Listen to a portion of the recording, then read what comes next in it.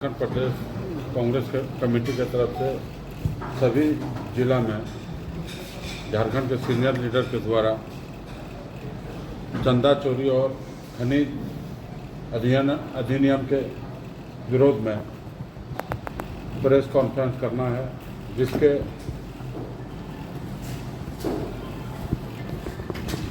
जिस कारण आज हमें सौभाग्य है कि हमारे कोटा जिला को कांग्रेस के विधायक दल के नेता श्री प्रदीप यादव को हमारे हिस्से में दिया गया है और आज प्रेस कॉन्फ्रेंस हमारे सीनियर लीडर करेंगे। आप लोग को सभी पार्टी के नेतागण और तमाम पत्रकार मित्रों, आप सबका स्वागत करते हुए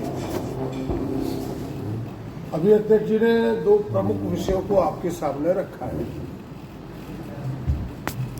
एक विषय यह है खान खनिज संशोधन बिल 2026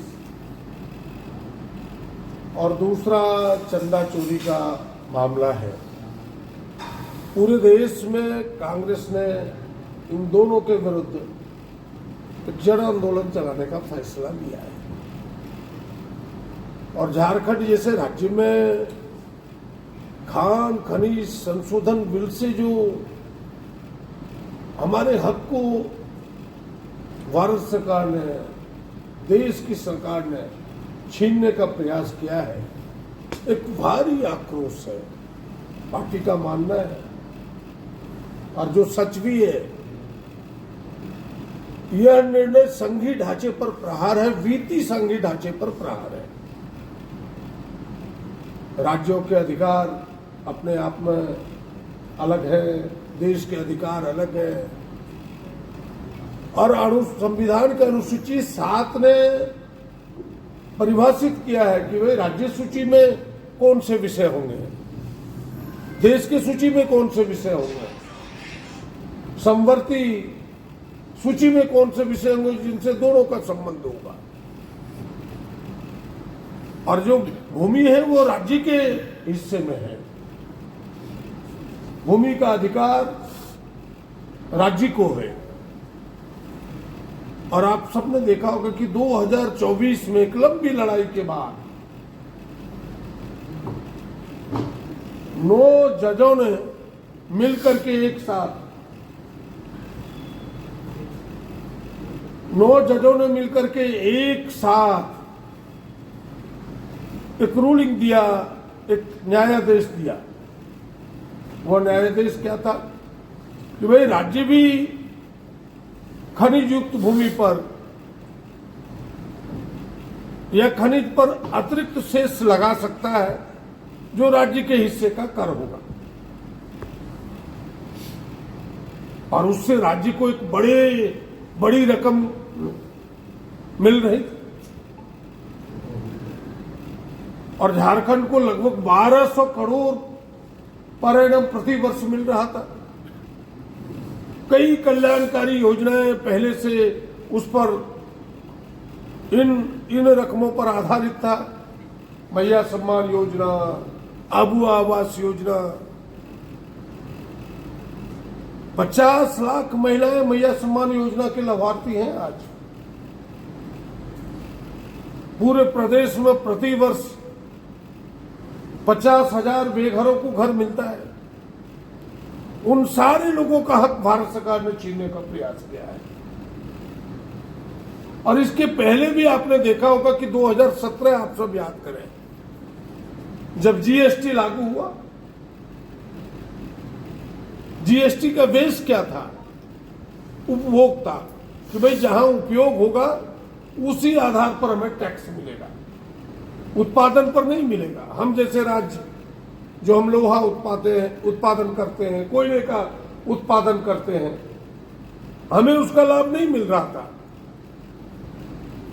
लाभ मिल रहा था किनको? जहां उपभोग होता है। जो बड़े बड़े राज्य जिसकी आबादी बड़ी है, हमें उससे भी घाटा सहना पड़ा। 2017 से 2024 तक जो हमारे पास आंकड़े हैं, भारत सरकार के आंकड़े हैं, राज्य के आंकड़े हैं, 16,408 करोड़ का घाटा हुआ है। 16,408 करोड़ का, और अभी 2029 तक यह घाटा 61,670 करोड़ तक जाने वाला है, जो हमें जीएसटी से घाटा मिला है, भारत सरकार के जीएसटी नीति के कारण, जीएसटी निर्णय के कारण। राज्यों को पंगु बनाने का प्रयास है भारत सरकार का, जबकि संघीय ढांचे में बिल्कुल राज्यों की हिस्सेदारी निश्चित है, लेकिन तरह तरह के कानून, तरह तरह के दांवपेच ला करके वो चाहता है भारत सरकार की सबकी निर्भरता हमारी ऊपर हो, हम इस देश को अपने अनुसार, इस राज्यों को अपने अनुसार चला सके, कोई अपने पैरों पर राज्य खड़ा ना हो सके, पूरी डिपेंडेंसी उसकी भारत सरकार पर हो जाए, और फिर हम जो चाहें अपने चहेतों के लिए, अडानी जैसे, अंबानी जैसे लोगों के लिए, उनके लिए हम राज्यों से करा पाए। झारखंड की तमाम पार्टियों जो झारखंड का भला चाहती है, जो झारखंड के हितैषी है, कांग्रेस हो, झारखंड मुक्ति मोर्चा हो, अन्य दल हो, सबने इसका विरोध किया है, और हम तो आपके माध्यम से राज्य सरकार से मांग करेंगे, इस पर तो विशेष सेशन राज्य सरकार को बुलानी चाहिए और जम के विरोध होना चाहिए। एक प्रस्ताव जाना चाहिए कि इस खान खनिज संशोधन बिल 2026 के यह राज्य खिलाफ है, जनमत खिलाफ, और हमें लगता है कि इस पर राज्य विचार भी करेगी राज्य सरकार। और अब कांग्रेस ने इस आंदोलन को घर घर तक पहुंचाने का निर्णय लिया है। अभी हम जिला स्तर पर धरना देने वाले 27 तारीख को, फिर हमारा राजभवन में घेराव है 7 तारीख को, इसके बाद फिर हम गांव गांव प्रखंडों तक इशू को लेकर के जाएंगे। एक तो महत्वपूर्ण विषय यह है। दूसरा, जिस राम के सहारे भारतीय जनता पार्टी की भगवान राम के सहारे नैया पार हुआ, उसमें भी छेद कर दिया भाजपा के लोगों ने, आरएसएस के लोगों ने।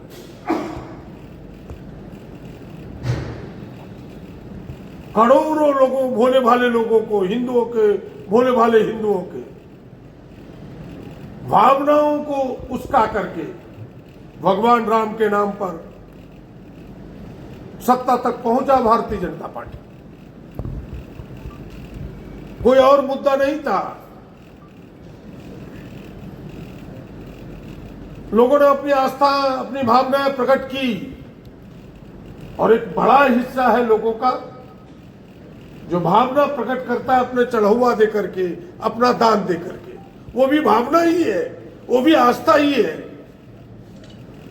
उस आस्था में भी डाका डालने का प्रयास किया भारतीय जनता पार्टी और आरएसएस के नेताओं ने। यह तो प्रमाणित हो गया है। आज उसे बचा रही है, उस पर चुप्पी साध रखा है मोदी जी ने, गृह मंत्री अमित शाह जी ने। चुप्पी तोड़िए और बताइए, देश के करोड़ों हिंदू यह जानना चाहता है कि भगवान राम के खजाने का लूट तुमने क्यों किया, भगवान राम के चढ़ावे का, हमारी आस्थाओं का लूट तुमने क्यों किया। और मेरा तो मानना है सीधे शब्दों में कि भगवान राम के यह चोरी और डाका डालने वाला रामायण में प्रमाण है कि रावण ही हो सकता है, उसके खानदान के ही लोग हो सकते हैं। ये राम के मानने वाले लोग नहीं है, ये उसी पंक्ति के लोग हैं जहां से रावण की धारा बहती है, रावण के विचार बहते हैं। हम ऐसे लोगों के विरुद्ध भी पूरे देश में आंदोलन चला रहे हैं। इन्होंने हमारे आस्था पर ठेस पहुंचाया है। इन्होंने केवल चंदा चोरी नहीं किया, हमारी भावनाओं की चोरी की है। करोड़ों हिंदू से कतई माफ नहीं कर सकता, और इसका खमियाजा उन्हें भुगतना पड़ेगा। और इस विषय को लेकर भी पार्टी एक एक गांव, एक एक मोहल्ले, एक एक टोले तक जाएगी कि कल तक जो अपने को हिंदू सम्राट कहने वाले लोग किस प्रकार से हिंदुओं की भावनाओं को चकनाचूर किया, ये सामने प्रमाण है। इसीलिए प्रधानमंत्री चुप्पी तोड़े, आरएसएस के लोग इस पर चुप्पी तोड़े और हिंदुओं की भावनाओं से खेल करने वाला इस खेल पर वो ताला लगाए, बंद करें। हम इस आंदोलन को भी घर घर तक पहुंचाएंगे और इसका जवाब उन्हें देना होगा। यह दो प्रमुख विषय हैं जिन विषयों को लेकर के कांग्रेस ने कमर कसी है कि लड़ेंगे, जनता के लिए लड़ेंगे, हिंदुस्तान के लिए लड़ेंगे, राज्य के लिए लड़ेंगे।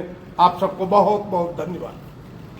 इस दोनों ही इशू पर कांग्रेस का जो नीतिगत निर्णय है कि कब से आंदोलन करना है, कोई फिक्सर वगैरह भी नहीं, हमने बताया ना, एक तो 27 और 7 बताया। हाँ। ये चोरी वाला मामला। हाँ, इसमें क्या है? दोनों मामला साथ ही। दोनों मामला साथ ही।